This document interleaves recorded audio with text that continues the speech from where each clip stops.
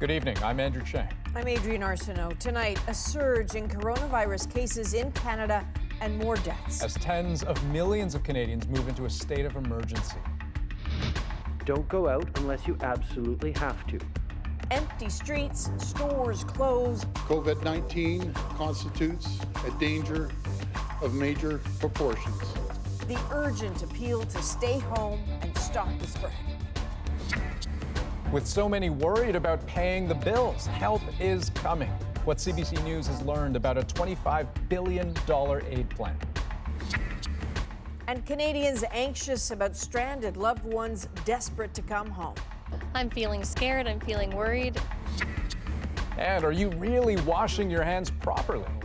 We can see right on the handle there. Plus, how to talk to your kids about the pandemic. Coronavirus is taking over the world. What you need to know. This is The National. There has been a jump tonight in the number of coronavirus cases in Canada, as well as in the number of deaths connected to the pandemic. 3 more in British Columbia and 1 in Ontario, bringing the total fatalities in this country to 8. At the same time, 3 more provinces took some extraordinary steps today to try to contain the spread. So Ontario declared a state of emergency this morning. Hours later, Alberta, then British Columbia, declared public health emergencies. In BC, the announcement came with news of a spike in cases and deaths. Tina Lovegreen begins there. Again tonight, this is the site of more COVID-19 deaths.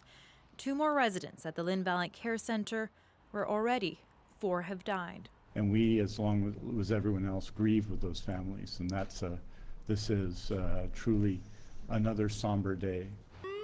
Another man in his 80s from BC's Fraser Health region also died in hospital. With the new deaths, dozens of new infections. 83 new cases added to our database today. The total in BC is now at 186.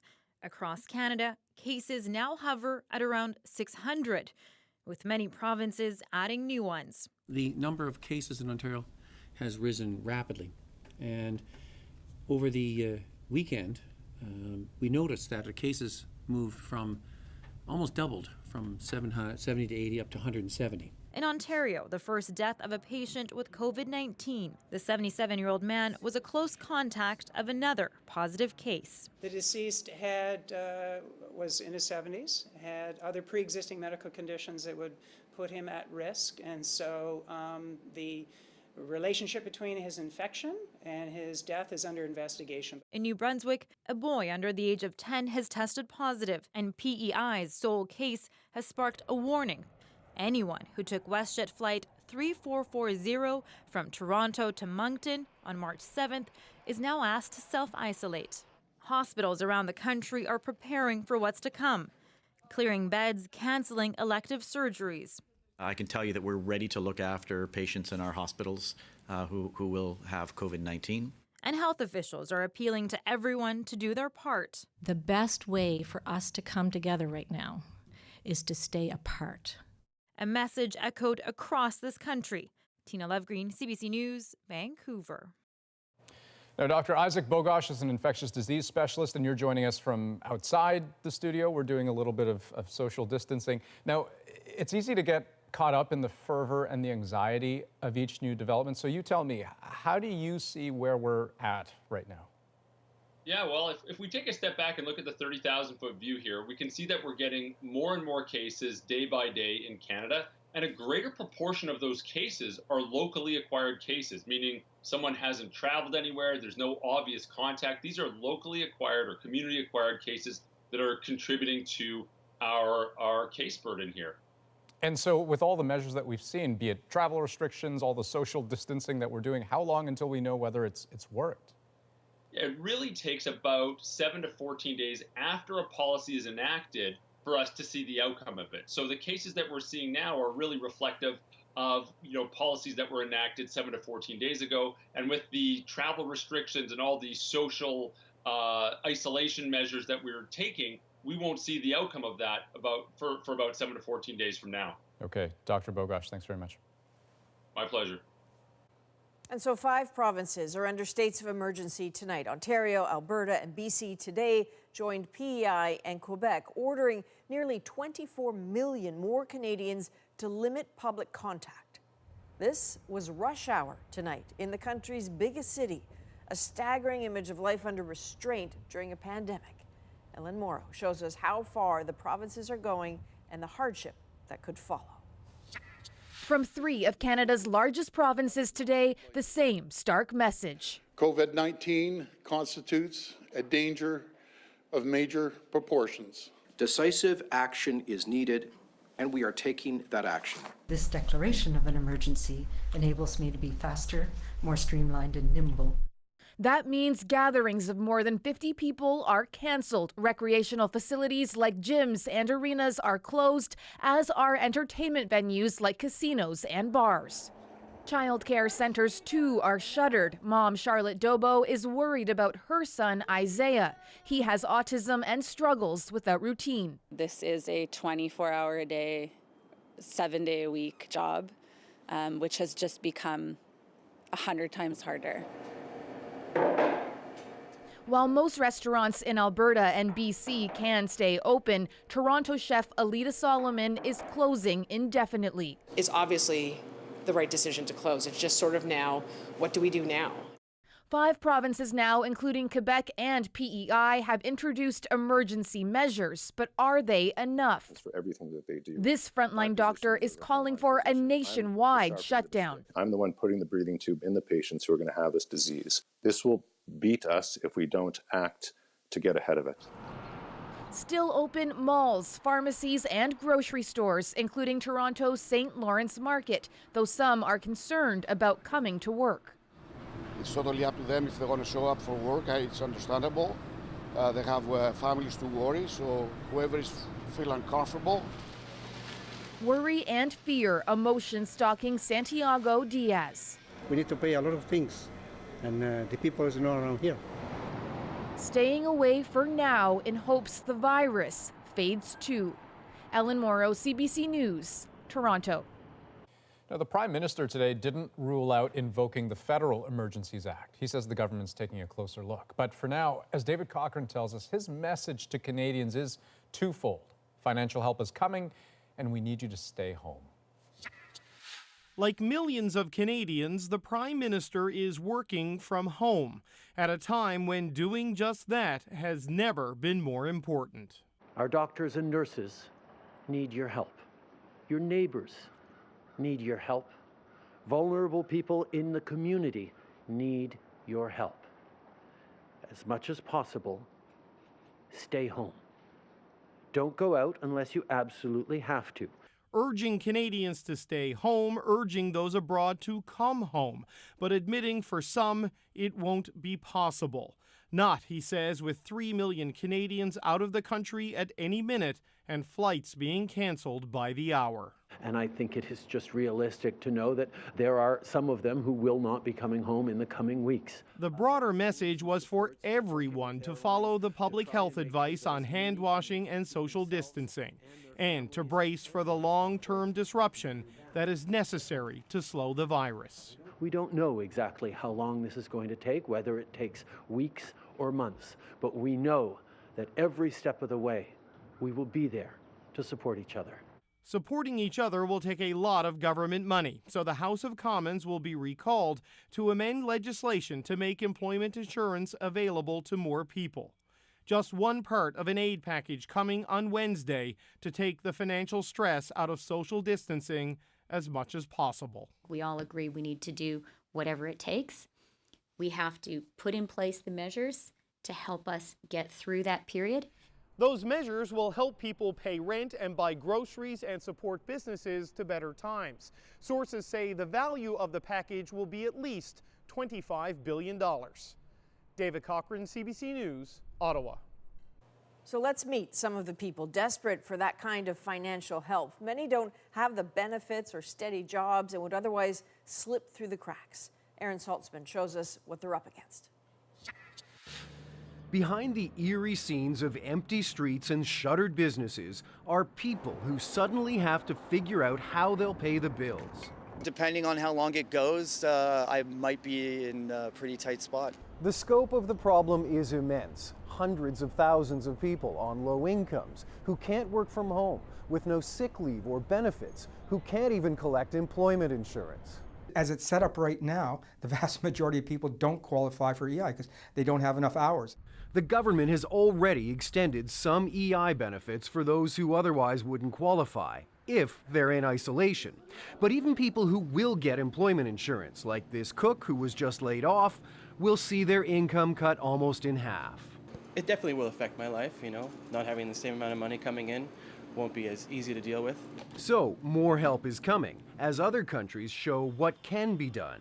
De 300 milliards d'euros. France is giving businesses access to hundreds of millions of euros to make sure they don't go bankrupt. It's also suspending rent payments, taxes, even household bills. In Canada, economists say the government should start with income replacement, especially for those who need it the most. The most effective way to ensure that those people can keep consuming and keep about the economic activity that they would normally have in place is to put cash in their hands. It is sorely needed. There has been a big decline in business because everything is shut down now. I have been paying my taxes. I have been contributing in social programs. Why can't the government help me out? It's coming, the government says. More details tomorrow. One look outside shows it can't come soon enough.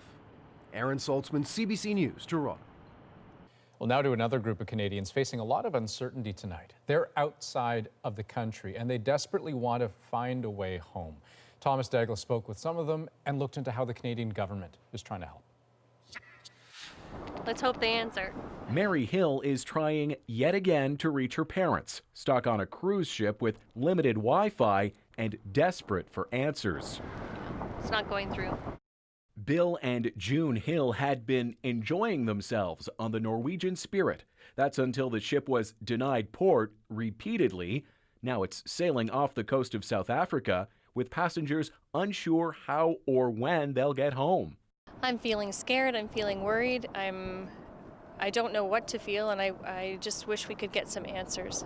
More than 414,000 Canadians are registered abroad, and many who want to come home still can't. From the Middle East, my permanent residency is going to be expired. What they gonna do?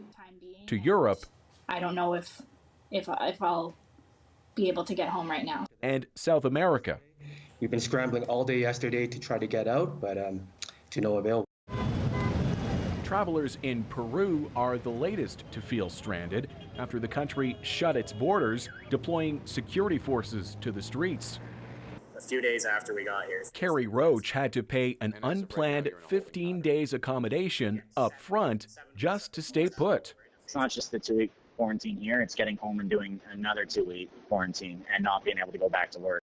The Canadian government isn't committing to getting everyone home. In fact, they've already banned anyone with symptoms from getting on a plane. We're working with airlines to try and make sure that as many Canadians as possible, as many Canadians as want to, can come home. The government is offering emergency loans and pledging more help to come. Mary Hill got a call back from her MP's office. She pleaded for more information, to no avail. So like everyone else, she waits. All right, well, thank you for calling back. Thomas Douglas, CBC News. Okay, bye-bye. Toronto. In the United States tonight, COVID-19 has now spread to all 50 states, and the number of deaths has surpassed 100. As Katie Simpson shows us, as those figures and fears of unemployment grow, so does the government's emergency economic plan. Calls to stay home are being taken seriously in Washington. The mayor ordered widespread closures here, leaving the city at a near standstill. In Florida, one of 3 states holding a primary, turnout was not enthusiastic, with voters taking precautions. And in San Francisco, home to 7 million people, a lockdown has all but ground the local economy to a halt. We're looking at sending checks to Americans immediately. Americans need cash now, and the president wants to get cash now. And I mean now, in the next 2 weeks. The White House is pitching a new $850 billion stimulus package, which includes those direct payments of roughly $1,000 per person. It's also backing relief measures for airlines. This is worse than 9/11. For the airline industry, this is, they are almost ground to a halt. The president appeared to share that sense of urgency, promising the economy will rebound once the outbreak is over. It's going to pop. One day we'll be standing possibly up here, we'll say, well, we won. Donald Trump even put aside partisan politics, vowing to work with New York's Democratic governor after a desperate plea to help increase hospital bed capacity. You now have this influx, you can't handle it. You overwhelm the hospitals. You have people on gurneys in hallways. That is what is going to happen now if we do nothing. The Trump administration is considering the use of military field hospitals if necessary, while also asking for donations from the construction industry to help fill other gaps. Those industrial masks that they use on construction sites are perfectly acceptable for healthcare workers. As more tests are done in the U.S., the scope of the outbreak will expand. Expect further social distancing restrictions and additional requests for medical help.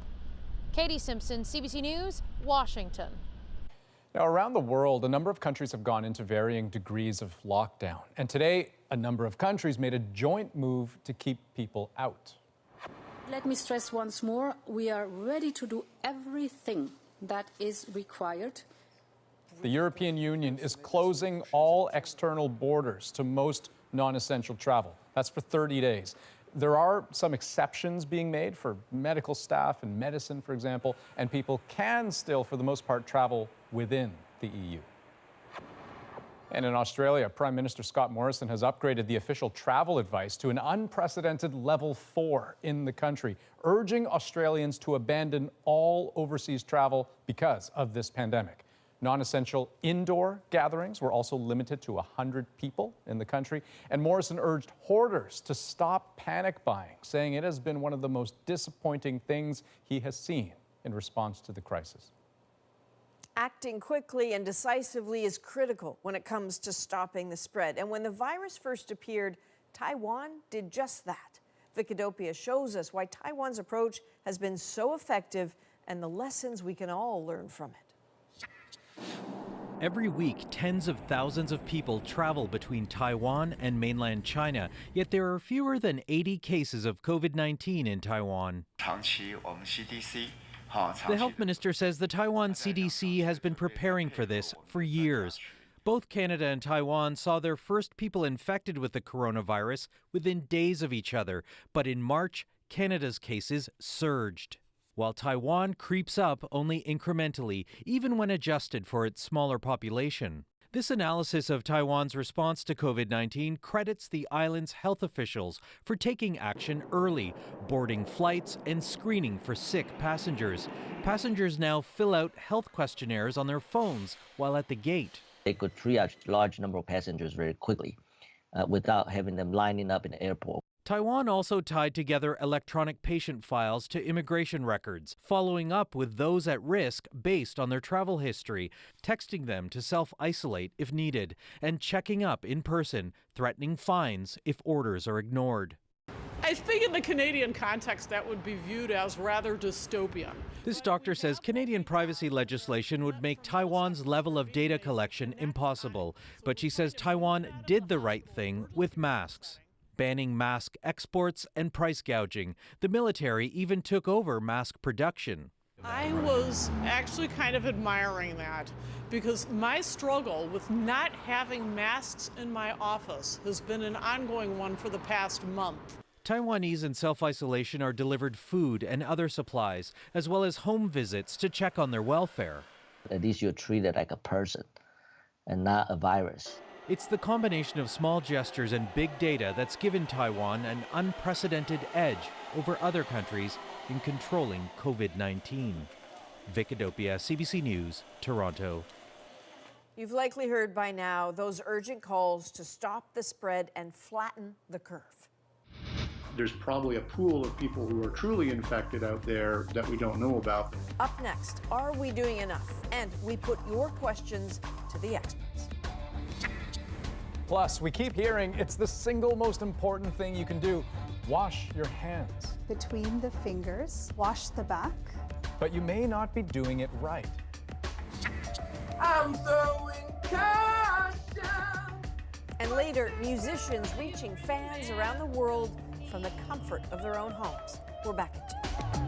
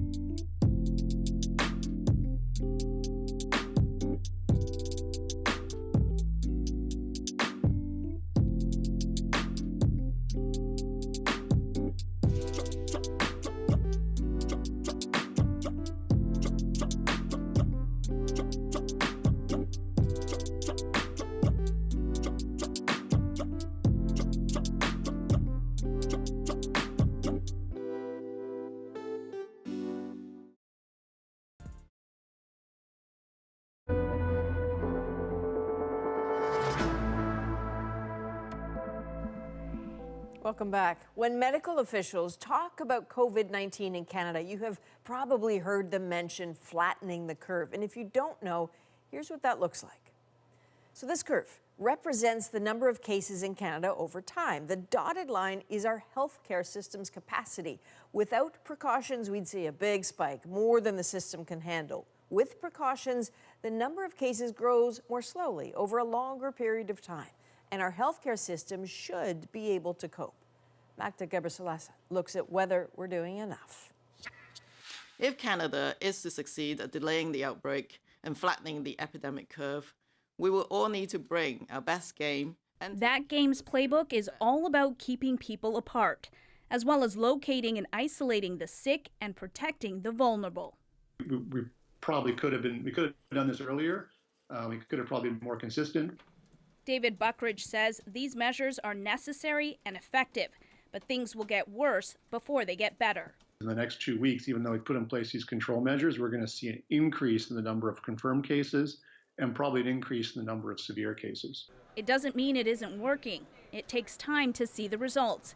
And there's another factor too, the return of Canadians from abroad. We have people in Ontario and in Canada doing things that are going to help curb transmission, but then we still have this influx of travelers who are coming from places where there may be uncontrolled spread.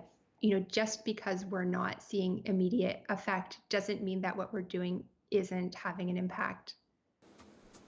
This epidemiologist says the federal government needs to do more.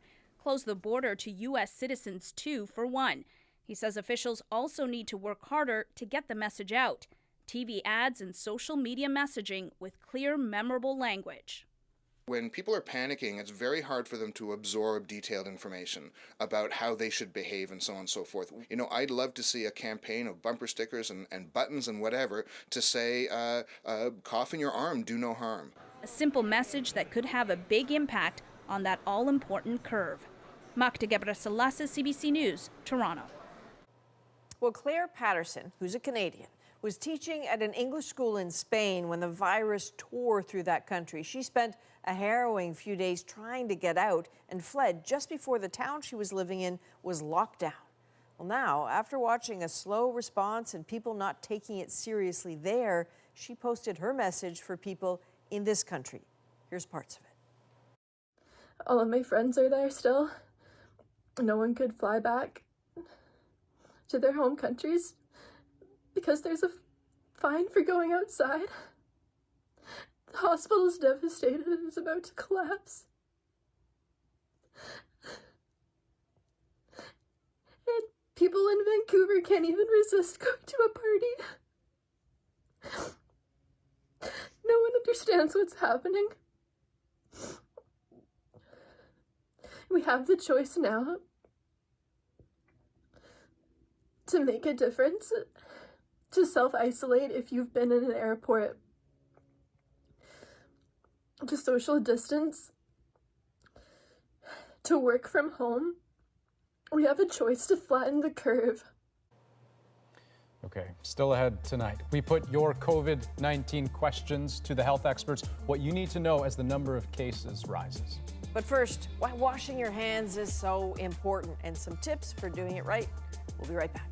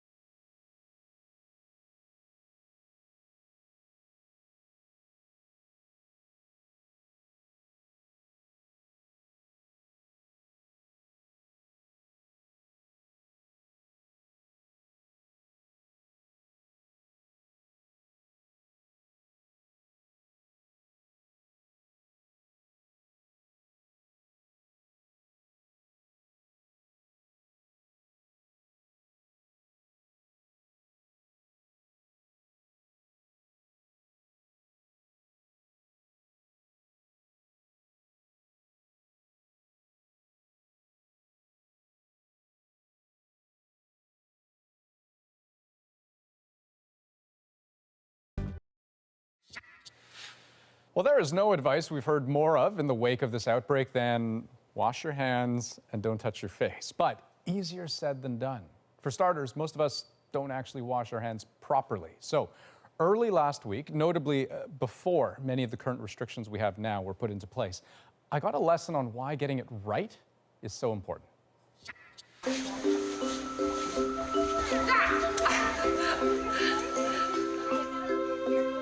It's 9 a.m. at this Montessori in Ottawa, and these kids are about to get a lesson in something we've been hearing a lot about. Can we see germs? Can we see germs? No. But let's imagine that we can. Nisha Thampi is a mom, so she knows how kids can be. They touch everything and everyone. And let's say I shake hands with you. You want to shake hands with me? How do we get germs off? Why shake hands? Yes. But this mother is also a doctor. So what is it that you think in the test we're actually going to find? She's the head of infection control at CHIO, a pediatric hospital, and there's something she wants to show me. What are we about to try to demonstrate here? You are going to show me how you wash your hands. All right. And We start by spreading a fluorescent gel onto my hands that only shows up under black light.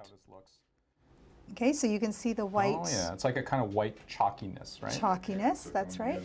The point is to show how we may not be getting our hands as clean as we think. And now I'll just wash my hands like I normally like you would normally wash your So I usually wet them a little bit. I'll get a little bit of soap on, and I just kind of do a quick little thing, never that long, and then I wash them off. Clean. Okay. You sound doubtful. you don't think that was enough? Let's see. Okay. Needless to say, my method, too short, not thorough, only somewhat effective. Oh, okay. So you can see that there's still some white marking there. Right. And that can be a real issue when trying to avoid getting sick. But you got the palms. I got the palms. Okay. We know that with other coronaviruses that have been studied, that they can live on inanimate surfaces from hours to days. And so it would do us well to think about washing our hands when we come into contact with surfaces where there may be a risk of contamination. And the opportunity for contamination is indeed everywhere. So here's what we're going to do. We're going to take some of this fluorescent powder this time around, simulate a sneeze into my hands, make some tea in the office kitchen, and then once again pull out our trusty black light.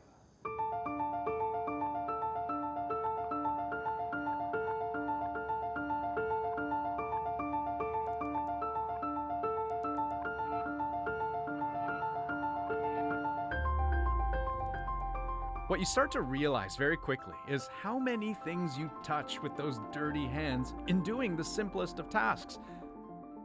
But let me show you. So first things first, we are going to check the kettle. And boy, you can see fingerprints right along the inside, all over the top, and right on the front there too. Come over to the sink. We can see right on the handle there, germs spreading. Went to the fridge. Oh yeah. And we can see all that along there. It's over the tea box. It's over the milk, even around the mouth where the milk comes out. And look at the cup. So, if these were real germs, the chance of someone else coming into contact with them and getting them on their hands, pretty high. So, what's the best way to get those germs off? Dr. Thampi shows me the World Health Organization's method, 6 distinct motions. Scrub the palms between the fingers. Wash the back. Wash the back.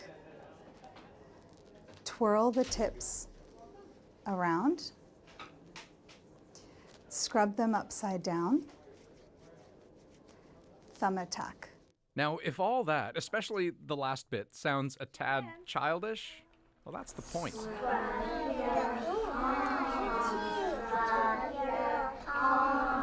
The WHO method, but set to a familiar tune. That's Dr. Thampi's creation, and she goes class to class teaching it. Between the fingers. Now, keep in mind, these kids are all between 3 and 5. The task, daunting. How many germs do you think are in your hands? Lots. Lots? Like how many? 1,000. 1,000? Julie, I'm going to shine the black light at your hand, and I'm going to see how many of the germs you got off. You ready? Do you see how it's kind of sparkling? I thought you said you got all the germs off. Okay, show me the back. How many germs did you say were on your hands again? 13. 13 germs? You think you got all 13 off? You ready? Let's see. Okay, that's pretty good. According to a study published in the American Journal of Infection Control, kids who learned an organized, regimented way of hand washing had dramatically lower absentee rates from illness. And another study out of the UK found the method being taught here to be the international gold standard.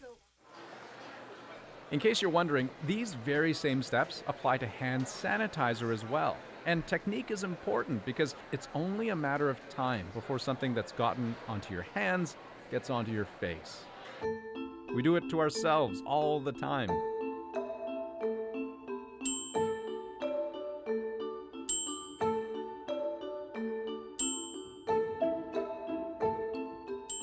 Over the course of about an hour working in my office, I touched my face 20 times, and that is very typical. There's a very well-cited study talking about how individuals touch their face on average 23 times an hour. 23 times. Mm-hmm. And it's just, I mean, just like little Like you're things touching your like face scratching now. your, Yes. right. And nearly half the time we touch our face, we're touching precisely the parts where viruses get in. Our eyes, nose, and mouth. Risky behavior without even realizing it. But hopefully, good habits can change that. But these are very hard among adults, and that's why I enjoy having these conversations with kids, because they're still learning. Nose picking is not an issue in the adult world, but it's a real issue in the children's world. Rub them upside down. A lesson learned with a few simple lyrics for kids and adults alike. Thumb attack. Thumb. I got to try harder, clearly. Another piece of advice we hear over and over is to practice social distancing. But how do you do that in a crowded grocery store? We asked Aaron Collins to look at how you can shop safely during a pandemic.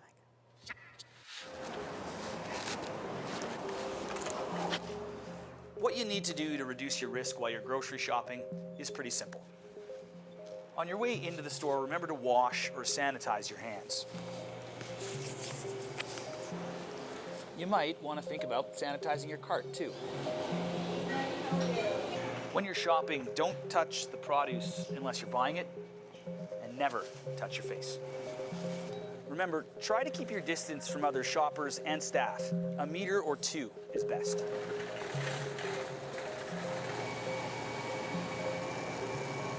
As far as where you shop, it doesn't really matter, but if you can, you might consider using delivery or order online and then just pick them up.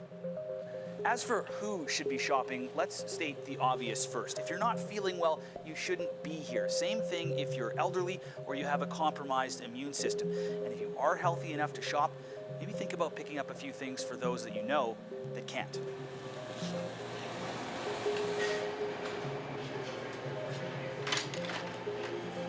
As for when you should shop, where possible, aim to avoid peak hours so you can avoid the crowds. Why people are buying so much toilet paper is due to something called panic buying, and it's why there's empty shelves in some places. Now, you definitely don't need to buy all the TP, but you might think about stocking up on any over-the-counter or prescription meds you might need.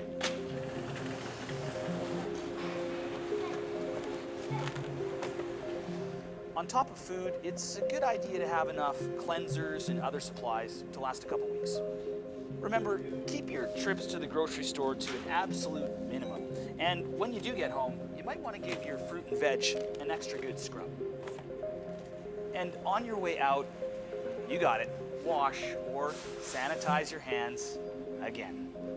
Aaron Collins, CBC News, Calgary. And up next, we continue a new regular segment here on The National. You have been sending us your COVID-19 questions, and we are putting them to the experts. The answers after the break. And later, children are home, and they too have some questions how you should be talking with them about the pandemic.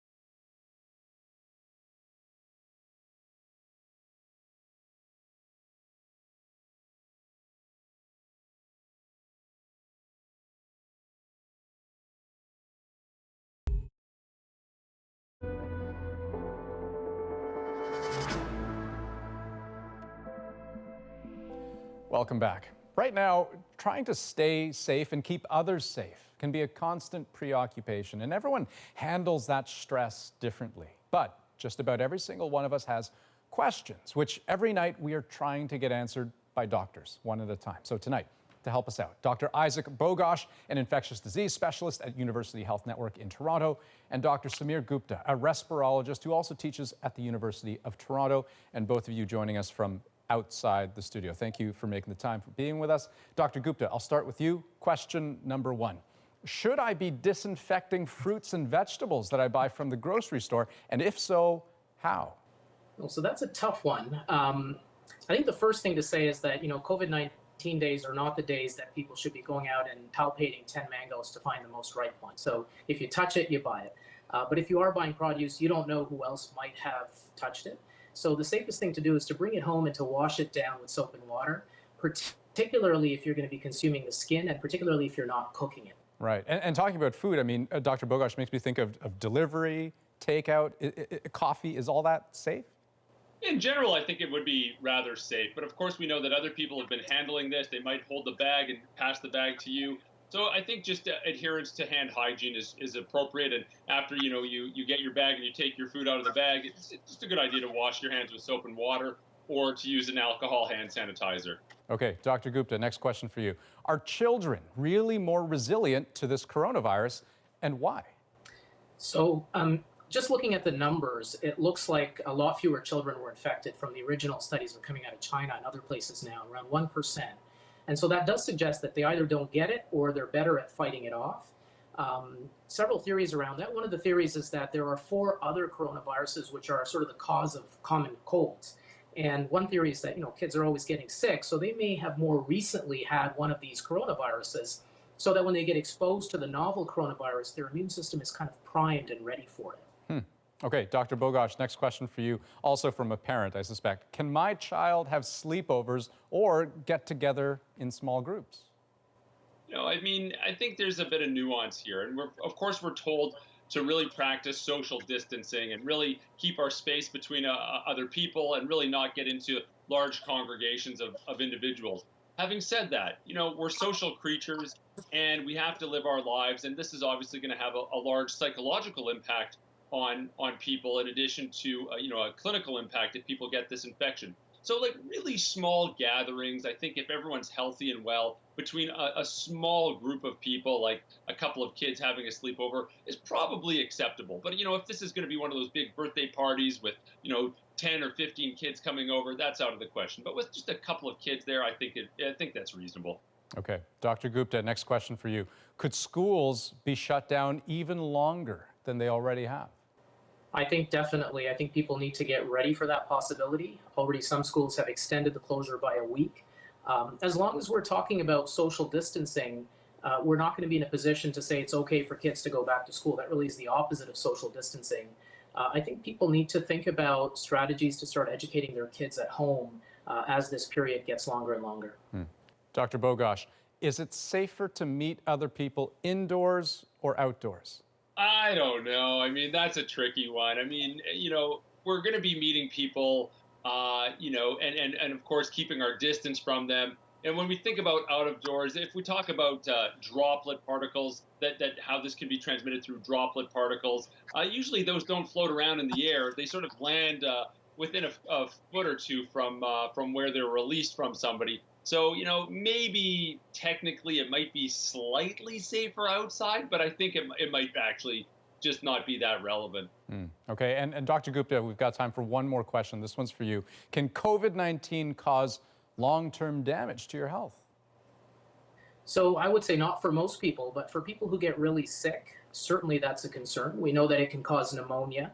It also causes something called acute respiratory distress syndrome, or ARDS. We know that pneumonia and ARDS in itself can leave scars in the lungs and people can have long-term problems with breathing. We also know that when people get really sick and end up in the ICU, there are long-term consequences from that. It's a very traumatic thing for the body. And people have some loss of function after a long time in the ICU. So if people get, the people who get really sick from this, they will have long-term consequences from it. But the good news is that most people won't get really sick from it. Okay, smart questions, smart answers. Dr. Gupta, Dr. Bogosh, thanks so much for your time. Anytime. Thank you. Now, as we mentioned, we will be asking your questions about COVID-19 every night going forward. So please send us the questions that you do have. You can message us directly on Instagram at CBC The National or email thenational@cbc.ca. Indeed, excellent questions. When we come back, talking to kids about COVID-19. I'm scared that I might get it and it won't go away. How to keep them calm and informed. That's next.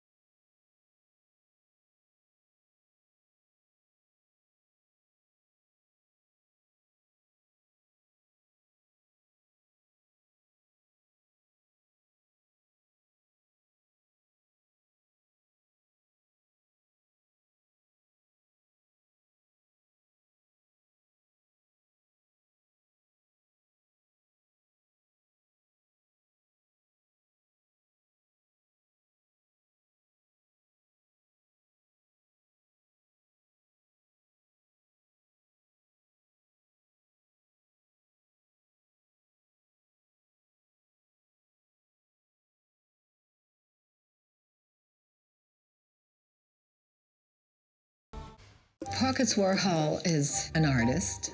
The more paintings I shipped out, the more money coming in to help the other monkeys. Portrait of Pockets, now streaming. I'm Jamie Poisson, and tomorrow on CBC's daily news podcast, Front Burner, the pivotal role of testing in the fight against COVID-19, and a look at what toll the virus can take on a person. Subscribe wherever you get your podcasts. Welcome back. We all know the uncertainty of this novel coronavirus has caused a lot of worry for many Canadians. From school closures, constant news updates, and travel restrictions, it's all a bit overwhelming. And for many parents, it means calming the worries of their kids. Here's what Tashana Reed found when she checked in with the family last week. Brothers Noah and Levi Rackmel are keeping busy. The next 3 weeks will be a lot like this. How come you guys won't be able to go to school? Because coronavirus is taking over the world. I'm scared that I won't get it and it won't go away. Like many kids, coronavirus is on their minds. Have mom and dad been helping you when you do feel worried? Yeah, they'll either give me a hug or say don't worry. It's a scary reality, and not just for them, for mom and dad too. It's been really unprecedented in our lives, obviously, to deal with something like this. I don't think you can help but be anxious as things are progressing the way that they are. Parents Michael Rackmel and Laura Chadola pulled the plug on their March break trip to Ottawa. With uncertainty in the air, they've been trying to keep calm and reassure their boys. We're wanting to let our kids know that it is serious, but maybe not giving them all of the detail. So, how much should you tell your kids? Child and teen psychiatrist Rachel Mitchell says if your kids are young, just stick to the facts. Avoid abstract concepts. Keep it short, keep it brief. Ask them what they know already. Answer only what they ask. If you have a teenager, talk to them like they're an adult. And her advice for parents, be aware of the impact of your own anxiety. Your anxiety rubs off on your child. If you are calm, they are more likely to be calm. What are some of the things that... For Noah and Levi, despite some worries, they're happy to share what they've learned. Wash your hands. Wash your hands a lot and not put their pinkies or any kind of finger in their mouth. For now, the Rackmels say they're keeping things honest and positive at home and will take things one day at a time. Tashana Reed, CBC News, Toronto. Okay, the moment is up next. First, though, as we go to break, a little neighborhood entertainment, an impromptu porch performance in Toronto. With a ribbon on it, around her shoulders was a Galway shawl, as we kept on walking.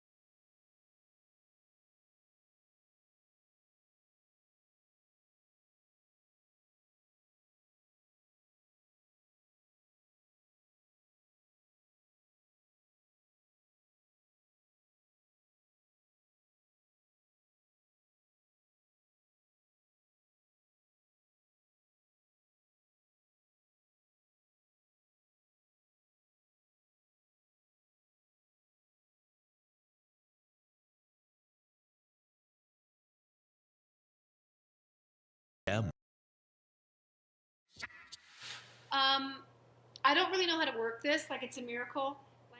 Well, there she is. And of course she knows what she's doing. That is Canadian singer Jan Arden. And yesterday, she decided to do her part, bring a little light to her fans, performing a mini concert on Facebook Live from her living room.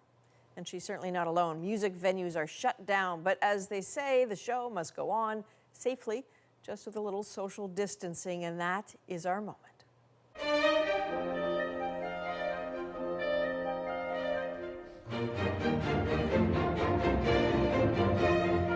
I'm throwing caution. What's it gonna be? Tonight the winds of change are flowing wild and free. And make our call. Will you remember me when I'm gone? Will you remember me at all?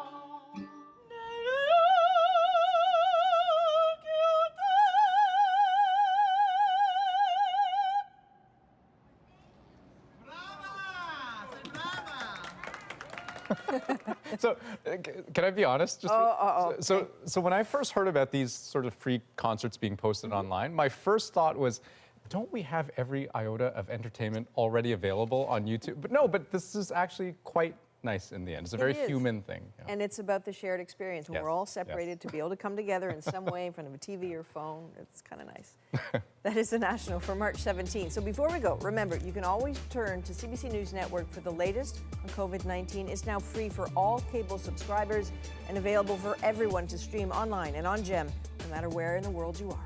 Thanks for watching. We'll see you here again tomorrow night. Good night.